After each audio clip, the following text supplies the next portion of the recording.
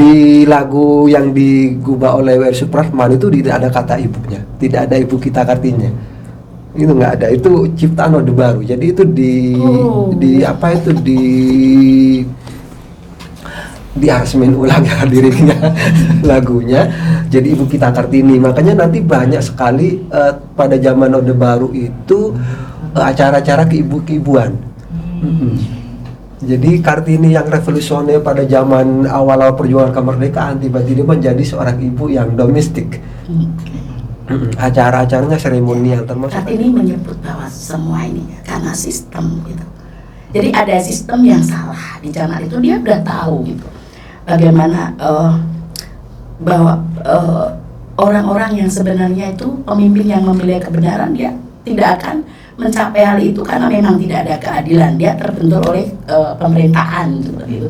Ada sistem juga di dalam pendidikan. Yang mendapat pendidikan adalah orang-orang yang bukan pribumi seperti itu. Dia melihat ada kesalahan satu sistem yang membuat ini salah. Sistem seperti ini salah.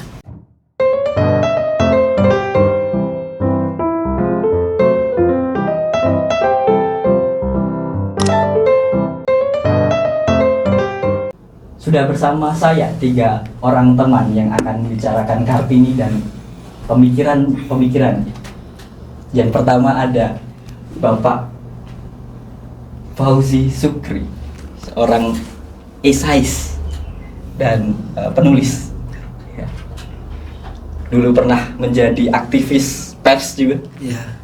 dan pernah menjadi pimpinan juga di LPM. Ya. Sehat Pak? Alhamdulillah.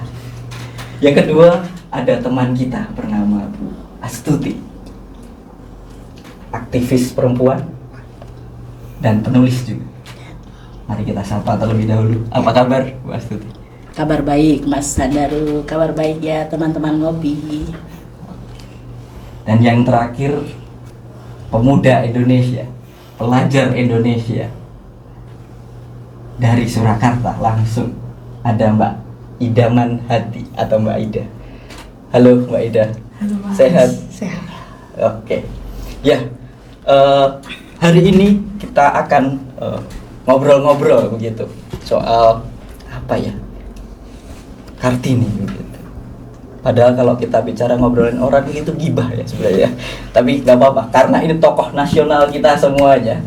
Dan semangat dan pemikiran Kartini saya kira masih berdampak sampai sekarang gitu. Mungkin masih dalam suasana peringatan Kartini 21 April 2025 kemarin.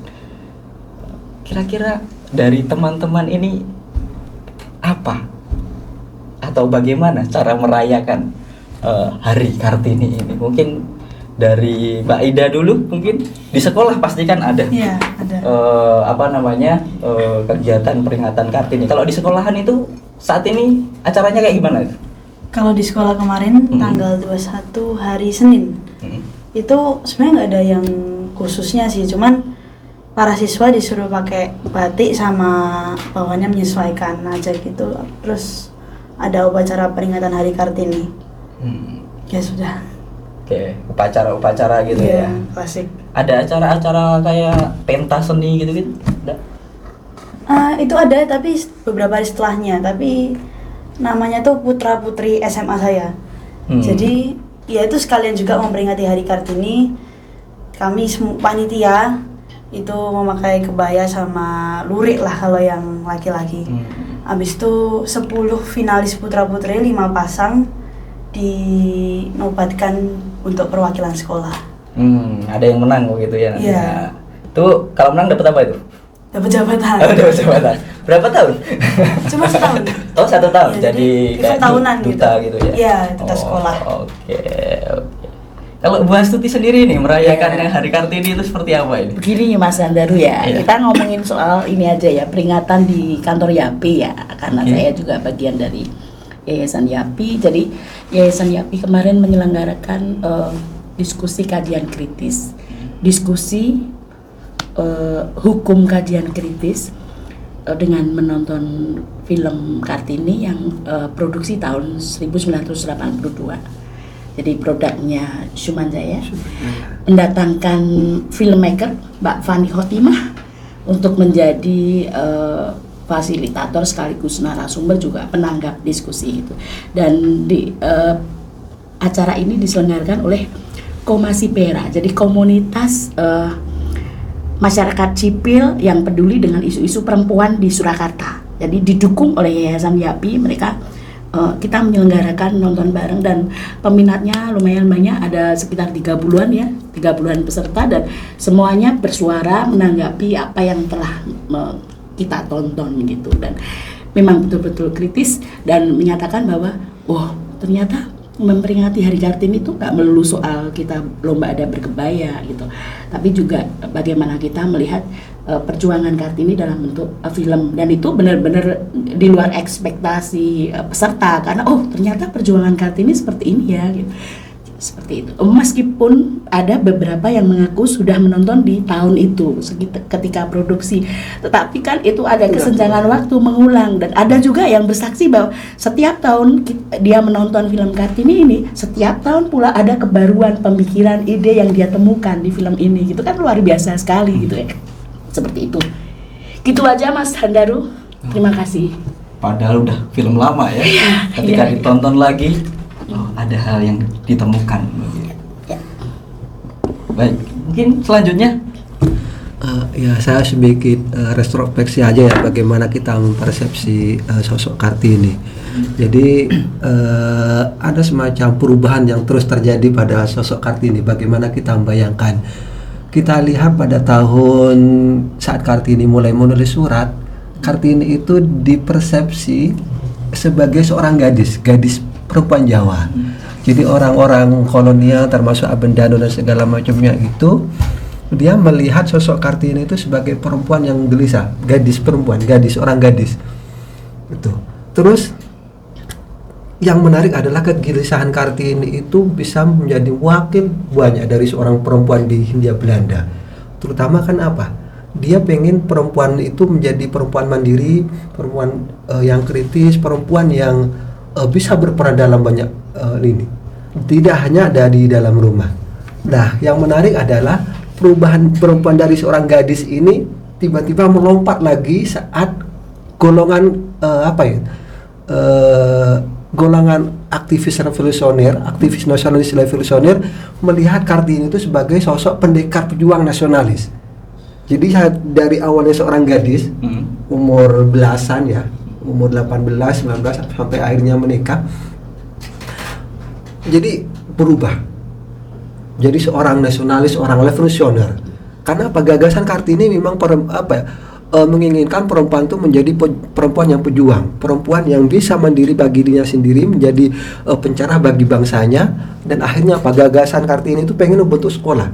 Makanya saat Kartini, kalau kita membaca saat Kartini itu kan sebenarnya dilamar, dimana kalau kamu dikasih beasiswa menjadi guru, itu suratnya sangat-sangat menyentuh. Seakan-akan itu dia mendapatkan apa ya? Aku diperbolehkan gitu loh, menjadi seseorang yang akan mengubah, itu kan besar sekali ya, orang yang diberi amanat untuk menjadi seorang yang bisa mengubah kaumnya. Tapi ternyata nasib Kartini itu tragis. Beasiswa itu dicabut, tidak dikasih, kita tidak begitu tahu alasannya kenapa. Akhirnya beasiswa itu dikasihkan ke Haji Agus Salim. Kartini tidak jadi berangkat ke Batavia, padahal dia itu sudah ini banget. Tapi yang terjadi kemungkinan 1 tahun berikutnya, kalau tidak salah, akhirnya dia menikah malahan. Tidak jadi seorang guru, tapi dia tetap akhirnya dia membuka sekolah di rumahnya. Dia ngajar di Pendapa di Jepara itu. Tuh jadi sesuatu yang gagasan besar tiba-tiba runtuh. Terus akhirnya itu oleh kaum nasionalis itu diangkat, itu menjadi gagasan banyak. Makanya nanti kalau kita membaca Ki Hajar Dewantara dan segala macamnya, di sana itu tahun 20-an, 1910-an, dekade pertama, awal abad 20, itu awal dekade orang memikirkan pendidikan untuk semua orang. Dan yang menarik adalah di balik tokoh ini salah satu yang paling utama itu adalah Kartini. Surat-surat itu menyebar. Itu. Lah yang menarik adalah saat Indonesia Merdeka, Kartini jelas menjadi tokoh pertama yang dipahlawankan dari seorang perempuan di Indonesia. Nah, saat nanti Indonesia itu katakanlah sudah merdeka, terutama pada masa Orde Baru, kita melompat agak cepat. Kartini tiba-tiba menjadi seorang apa? Ibu. Menjadi seorang ibu. Di lagu yang digubah oleh W.R. Supratman itu tidak ada kata ibunya, tidak ada ibu kita Kartini. Itu nggak ada, itu ciptaan Orde Baru. Jadi itu di aransemen ulang ya dirinya lagunya jadi ibu kita Kartini. Makanya nanti banyak sekali pada zaman Orde Baru itu acara-acara keibuan. Jadi Kartini yang revolusioner pada zaman awal-awal perjuangan kemerdekaan tiba-tiba menjadi seorang ibu yang domestik. Acara-acaranya seremonial, termasuk tadi mbaknya itu. Tapi itu sebenarnya tidak apa-apa, karena Kartini itu memang sangat mencintai batik. Kartini itu menulis buku tentang batik dan itu dia dimasukkan dalam jurnal jurnal ilmiah. Jangan salah. Iya, Kartini itu juga ini. Dia selain membuat batik, sekaligus dia menulis tentang batik, karena itu salah satu yang dia banggakan, batik itu. Dia juga menulis tentang kuliner, buku kuliner. Sekarang udah banyak orang menulis buku kuliner. Kartini itu salah satu penulis awal buku kuliner. Nah, terus juga setelah reformasi kita melihat bagaimana kita melihat sosok Kartini itu agak memuncar lah. Seorang sudah banyak sekali mengkritik Kartini yang domestik, Kartini yang hanya dirayakan sebagai hari anggap agak hari batik yang kedua. Hari kebayang ya. Iya. Iya. Jadi ini bagaimana kita melihat gambaran tentang Kartini dari sosok seorang gadis, terus menjadi seorang perempuan yang revolusioner, wanita revolusioner. Akhirnya dia diangkat sebagai pahlawan tahun 60-an itu, pahlawan perempuan. Terus juga akhirnya tiba-tiba dia perannya diambil alih. Okay. Lah sekarang kita melihat sebenarnya kalau kita melihat sekarang itu lumayan ini ya, orang-orang melihat Kartini sudah lumayan banyak yang dia lihat, karena memang perubahan yang terjadi sejak Kartini itu besar sekali. Jadi aku selalu mengatakan kalau kita melihat Kartini itu kita melihat semacam suatu tonggak. Jadi apa yang tidak bisa saya capai kalau itu masih terjadi di zaman Kartini, berarti perempuan-perempuan di Indonesia itu masih tertinggal jauh. Tapi sebenarnya udah banyak ya yang kita capai setelah Kartini itu. Pendidikan untuk kaum perempuan di Indonesia itu ya walaupun tidak begitu bagus, tapi hampir semua perempuan sekarang bisa mendapatkan haknya untuk mendapatkan pendidikan. Terus juga pingitan sudah tidak ada lagi di Jawa, baik ningrat ataupun ini sudah tidak ada lagi yang melakukan itu. Terus juga yang jelas kolonialisme Belanda sudah tidak ada. Tapi kolonialisme dalam bentuk lain ada. Dalam bentuk lain ya masih banyak. Ya, itu tadi kan menjadi informasi atau sebuah pengetahuan bagi kita ya. Saya dulu sekolah kan juga taunya ketika ada peringatan Hari Kartini ya teman-teman yang perempuan itu suruh pakai kebaya begitu kan, pakai sanggul begitu. Tapi sebenarnya kan ada hal-hal di luar itu yang menyebabkan Kartini itu begitu, kalau bahasa saya terkenal gitu sampai saat ini. Dia berbeda dengan perempuan yang lain pada zamannya gitu. Dan tadi ketika kita bahas bagaimana untuk merayakan Hari Kartini atau memperingati Hari Kartini ini, dari Mbak Ida tadi sudah menceritakan di sekolahannya, dan Bu Astuti tadi sudah bercerita Yapi sudah memimpin kegiatan bersama Komasi Pera, dan Bang saya panggil Bang ya, Bang Fauzi Sukri ini saya dengar ini kan sedang menyusun sebuah buku gitu soal Kartini. Apakah itu juga cara untuk merayakan Kartini? Aku dari dulu itu mungkin karena basis saya mendekati Kartini itu dari surat-surat ya, hampir semua orang dari surat-surat, walaupun itu semacam monolog. Sayang sekali karena apa yang kita baca itu kok sampai sekarang bahkan di negeri Belanda ataupun Eropa yang dicetak atau yang akhirnya terekspos keluar itu adalah surat-surat Kartini. Surat-surat yang ditujukan pada Kartini itu tidak ada, tidak diterbitkan gitu. Padahal nggak harusnya tahu. ada ya. Iya. Kalau yang namanya korespondensi kan saling Iya. berbalas ya. Malah orang lebih mengoleksi surat-suratnya Kartini daripada katakanlah suratnya Amendanon, surat-suratnya Kartini kepada saudara-saudaranya. Orang nggak tahu yang mereka tulis kepada Kartini itu apa. Nah, tapi yang menarik adalah karena ini suratnya Kartini, jadi kita lebih enak untuk masuk kepada Kartini. Kita semacam ini, ya kita tidak terbebani ini pemikirannya Amendanon, Iya. kemudian Kartono kakaknya atau siapa gitu, atau Profesor Anton dan segala macamnya itu. Jadi kita malah berdialog terus sama Kartini. Oke, berarti malah suratnya yang iya. dari teman-teman penanya ini tidak ada semua, dari Stella gitu tidak ada balasannya. Iya, kita nggak tahu, aku nggak tahu ya itu seperti apa suratnya Stella itu pada Kartini. Tapi di Jepara Rembang ya, ketika dia meninggal itu juga tidak ada Saya nggak meninggal. Tidak ada informasi soal itu ya berarti ya. Oke. Tapi yang jelas ya itu, saya kenapa tertarik pada Kartini karena ya itu tadi. Ini salah satu pemikir pertama tentang pendidikan di Indonesia. Kartini itu pada akhir abad 19, awal abad 20, dia diminta oleh pemerintah Hindia Belanda untuk memberi rekomendasi seperti apa gagasan pendidikan untuk perempuan Jawa. Nah, dia nulis surat panjang itu.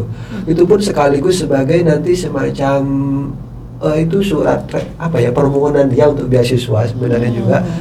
Dia nulis 2 kali. Pertama dia nulis sendiri, terus yang kedua nulis bersama adiknya. Tapi yang nulis yang kedua itu bersama adiknya itu agak jelek bahasanya.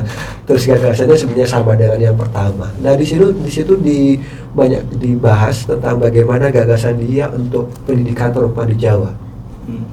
Yang pertama tentang ini ya, kalau aku mengatakan demokratisasi pendidikan, bagi dia ini agak susah pada zaman-zaman itu. Maka dia lihat adalah kalau pengen ini didemokratisasi, dibikin massal, yang pertama harus dididik itu adalah perempuan-perempuan revolusioner yang akan nanti mengajar ke bawah. Jadi walaupun ini elitis gitu kan ya, ini memang tidak bisa dihindari kata-kata ini, tapi rakyat itu akan melihat ke atas nanti. Makanya yang di atas itu harus diubah. Artinya kayak gitu. Dia mengubahnya dari yang atas dulu. Tapi itu yang pertama untuk pendidikannya. Tapi untuk yang ke bawah dia menyarankan tentang literasi itu harus dibikin massal. Saya mengerti ini. Jadi mungkin dia itu pengalaman pribadinya dia ya. Dari umur belasan tahun studi pinggir itu dia ya temannya adalah buku dan bacaan dan segala macamnya. Dia dapat akses itu karena dia termasuk perempuan yang mendapatkan privilege untuk mendapatkan itu ya. Terus juga bapaknya juga sangat mendukung. Jadi itu dia merasakan itu. Makanya dia tuh banyak menulis surat dan rekomendasi, termasuk yang agak jarang kita bahas itu sebenarnya Kartini juga menulis tentang buku anak ya, tapi itu nggak banyak diekspos. Dan juga mungkin kurang bagus mungkin ya orang menganggapnya. Terus juga agak jadul, itu sebenarnya dia mau merekonstruksi ulang tokoh-tokoh pewayangan untuk anak-anak gitu. Dijadikan dongeng atau seperti apa? Kisah inspiratif gitu mungkin. Iya, kisah inspiratif gitu. Di zaman itu ya. Jadi itu ditulis sama Kartini. Jadi dia untuk itu. Terus yang ketiga adalah bagaimana dia ini nanti diambil oleh Ki Hajar Dewantara ya gagasannya, bahwasanya untuk pendidikan full day dan segala macamnya pada zaman itu kan mustahil ya. Sekolah itu cuma berapa jam saja pada zamannya Kartini. Maka dia melihat apa? Ini kalau cuma seperti ini mustahil akan banyak perubahan. Maka yang dia pikirkan adalah pendidikan di rumah itu harus harus dibikin rumah itu sebagai ruang pendidikan yang lebih optimal, yang lebih efisien dan lebih maksimal. Karena di sekolah memang sedikit sekali waktunya. Makanya harus dibikin semacam diberi penyuluhan ya untuk anak-anak itu, orang tuanya bagaimana mereka mengajar di rumah. Mungkin kalau zaman sekarang parenting itu kan. Iya. Seperti itu. Itu yang pengen digagas oleh Kartini dalam nota Kartini itu. 3 gagasan ini sebenarnya. Cuma ya itu pada tahun-tahun masih awal-awal para nasionalis nanti menjadi gerakan-gerakan pendidikan ya. Bahkan ada partai pendidikan di Indonesia yang digagas oleh Muhammad Hatta, karena dia melihat pendidikan politik itu jauh lebih penting bagi Hatta daripada kita akan mendirikan partai politik. Kalau rakyatnya tidak dididik tentang gagasan politik, nanti orang mikir partai itu seperti apa gitu. Maka bagi Hatta itu sama. Dan itu tahun-tahun orang-orang Indonesia membangun basis rakyat, basis pengetahuan rakyat awal abad 20. Kartini salah satunya. Oke. Mungkin dari teman-teman muda gitu kan, apalagi pelajar gitu. Tadi udah banyak tadi Bang Fauzi Sukri sudah bercerita begitu ya, banyak soal Kartini begitu. Tapi kalau teman-teman pelajar sendiri itu melihat Kartini seperti apa? Kalau melihat Kartini ya ibu beneran. Ibu beneran? Iya, soalnya karena dia ya aku sendiri bisa sekolah. Jadi kayak ya kalau sampai sekarang yang tertanam di mindset jelas ibu. Soalnya saya sendiri belum mendalami Kartini. Mungkin kalau dari teman-teman muda itu pertama kali tahu tentang Kartini itu malah dari sekolahan atau dari orang tua atau dari lingkungan atau mungkin malah dari internet mungkin? Kalau kenalnya jelas dari rumah. Habis itu kan berkembang di sekolah ya tiap tahun pasti gitu. Pakai batik, pakai kebaya ya monoton lah. Dan perayaannya ya fashion show paling mentok-mentok. Fashion show. Terus sama yang peringatan kayak tadi itu juga baru dialaminya di SMA. Ya selain itu nggak ada. Tapi kalau info-info itu kadang lewat sendiri di TikTok. Jadi kalau mendalami Kartini ini, apalagi yang info tentang Agus Salim itu tadi, saya juga baru tahu beberapa hari lalu gara-gara buka TikTok. Oh, gara-gara buka TikTok. Iya. Oh, malah sekarang informasi banyak di TikTok, ya banyak. teman-teman. Iya. Oh, itu mungkin bisa jadi media untuk edukasi juga ya berarti TikTok itu nanti.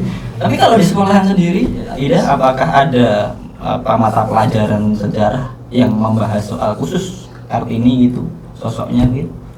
Sejauh ini nggak ada. Paling Cuma hanya sejarah menyebutkan saja ya? Iya. Oke, terima kasih Ida.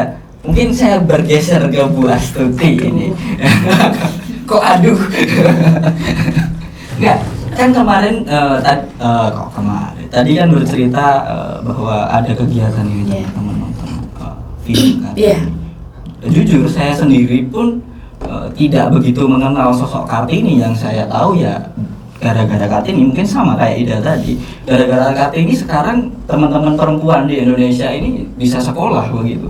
Mungkin kalau nggak ada Kartini, teman-teman perempuan ini masih di rumah mungkin mengurusi masalah domestik tadi yang disebutkan Bang Fauzi dan Bu Astuti begitu. Nah,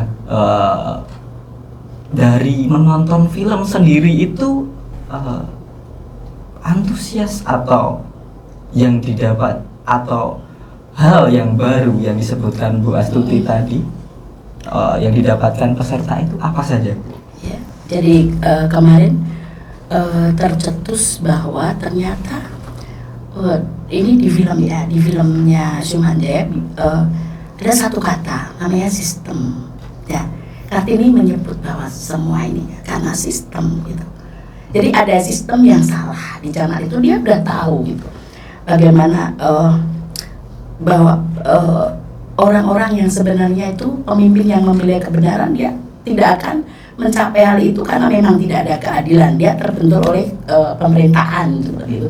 Ada sistem juga di dalam pendidikan, yang mendapat pendidikan adalah orang-orang yang bukan pribumi seperti itu. Dia melihat ada kesalahan satu sistem yang membuat ini salah, sistem seperti ini salah. Oke. Berarti kalau mungkin boleh diceritakan atau sedikit mereview filmnya kemarin itu secara singkat mungkin dari teman-teman sendiri atau kalau sahabat ngopi itu belum tahu, mungkin ya sebatas pengetahuan seperti saya taunya ya Kartini itu pahlawan gitu aja. Kartini itu ibu bangsa Indonesia, gara-gara Kartini kita bisa sekolah. Tapi sebenarnya seperti apa sih perjuangan dalam film Kartini? Soalnya tadi juga disebutkan surat-surat yang dari sahabat penanya, yang dari luar negeri, ada sahabatnya. Sebenarnya dia itu ngapain sih gitu kan? Jadi Kartini ini perempuan yang sebenarnya sangat didukung oleh ayahnya, sangat difasilitasi. Jadi bentuk fasilitasnya ya menyediakan buku-buku dan ayahnya itu melihat selalu membersamai Kartini ketika mereka kalau zaman sekarang namanya belusuan ya, belusuan ke rakyat-rakyat itu ayah menyertai itu. Jadi ayahnya melihat bagaimana Kartini memiliki kepedulian sosial pada rakyat di tingkat bawah itu seperti itu. Kemudian ada lagi bahwa yang disorot adalah bagaimana ia juga memberikan perhatian kepada yang sebetulnya mungkin tidak diperhatikan oleh seorang bangsawan waktu itu, yaitu orang yang termarginalkan ya, petani dan nelayan gitu. Jadi Kartini melihat bahwa petani dan nelayan itu hidupnya sangat susah waktu itu, bahkan untuk membayar pajak yang sangat tinggi. Itu aja Mas Handaru. Mungkin Mas Fauzi bisa menambah lagi. Mungkin bisa ditambah oleh Bang Fauzi begitu. Tadi dijelaskan dia memperjuangkan hak-hak begitu ya, perempuan gitu dan pribumi ya. Saat itu kan masih kolonial gitu. Sesusah apa sih itu pribumi? Soalnya mungkin anak-anak sekarang atau pemuda-pemuda sekarang, jangankan zaman kolonial begitu, Orde Lama sama Orde Baru aja sudah nggak bisa bayangin tuh kayak gimana begitu, sesusah apa begitu. Jadi mungkin gambaran dari kondisi saat itu seperti apa, Bang? Apakah memang ada kekangan? Oh ini orang Jawa nggak boleh sekolah, oh ini perempuan nggak boleh sekolah, atau gimana? Kalau kita melihatnya dari perspektif kolonial ya, pemerintah Hindia Belanda itu kan pada awal abad 20 mencetuskan politik etis. Politik etis itu programnya apa saja? Pertama, pendidikan, terus kedua, pertanian, terus yang ketiga itu politik ya. Politik. Jadi pemerintah Hindia Belanda itu pengen mengalihkan politik di Indonesia, makanya nanti ada Volksraad. Lah, yang dipikirkan paling banyak oleh Kartini itu sebenarnya yang pertama tentang pendidikan, terus yang kedua masalah pertanian. Pendidikan kita sudah bahas sedikit banyak, terus yang kedua tentang ini pemberdayaan rakyat. Jadi Kartini itu adalah seorang yang seperti dikatakan Mbak Suti, dia turun ke bawah. Kalau bahasanya orang komunis pada tahun 20-an itu turba. Iya, turun ke bawah. Lah Kartini ini dari surat-suratnya kita tahu dia selalu menyertai bapaknya, dia juga selalu mengobservasi ini. Terus jangan lupa juga Kartini itu memberdayakan rakyat, karena dia melakukan semacam apa ya, dia termasuk perempuan entrepreneur ya pada tahun-tahun itu. Jadi dia pengukir itu tukang ukir itu dia berdayakan dan dia ekspor jual ini. Dia tidak langsung sama orang yang istilahnya tinggal di Indonesia, tapi juga pada orang-orang di Batavia bahkan di Belanda. Jadi dia melakukan korespondensi niaga itu dengan orang-orang itu, dan dia memberdayakan orang-orang itu.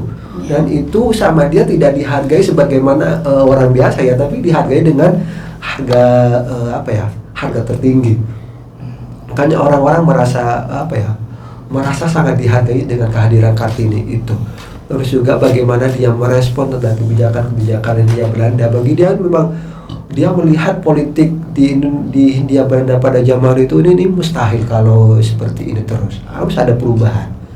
Dan dia merasakan itu sangat besar ya, perubahannya akan terjadi.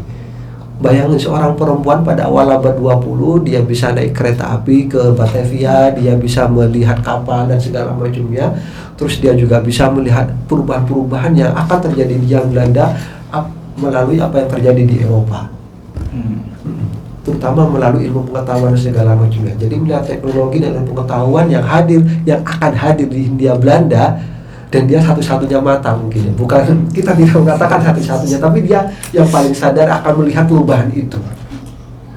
Jadi jalanan, rumah-rumah dan segala macam, termasuk apa yang terjadi di dapur, itu akan terjadi perubahan gara-gara pengetahuan dan teknologi ini. Maka yang terjadi, Kartini melihat apa? Memang yang harus dipersiapkan itu, yang harus dipikirkan adalah yang paling utama adalah pendidikan. Dan bagi dia pendidikan yang harus diutamakan itu, yang memang pasti akan termarginalkan itu adalah perempuan. Ini yang harus diperjuangkan terus. Sayangnya ya memang itu, saat dia ingin mendapatkan beasiswanya tidak jadi, terus akhirnya dia kalau aku mengatakan dipaksa menikah ya, dipaksa menikah, dan dia walaupun seperti itu dia masih minta syarat, aku pokoknya Iya. boleh saja saya menikah, tapi satu hal syaratnya, aku harus diberi kebebasan untuk ngajar. Bayangin, perempuan itu, kamu mau, imannya mau, boleh ngajar tapi boleh menikah dengan orang yang dipilihkan itu sudah punya istri, sudah punya anak segala macam, sudah tua. Seorang perempuan revolusioner, dia melihat akan terjadi perubahan besar, tiba-tiba dia harus dipotong jalannya. Ini apa yang dilakukan Kartini? Ya, dia cuma bisa menulis surat-surat, dia bisa cuma mengimpikan masa depan. Sebenarnya tidak bisa banyak yang dia kerjakan, dan dia tuh nggak punya organisasi.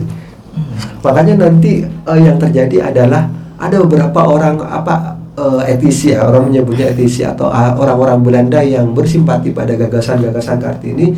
Mereka nanti akhirnya mendirikan Kartini School Di mana?